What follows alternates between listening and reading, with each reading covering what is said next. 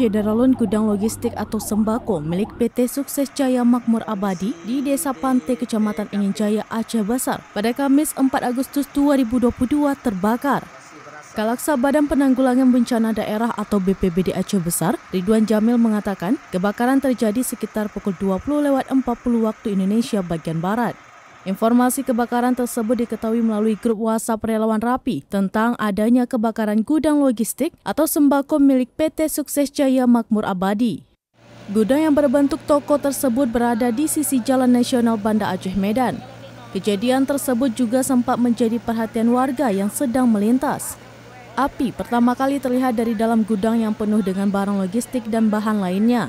Saat proses pemadaman, 3 orang anggota pemadam kebakaran tumbang akibat terlalu banyak menghirup asap.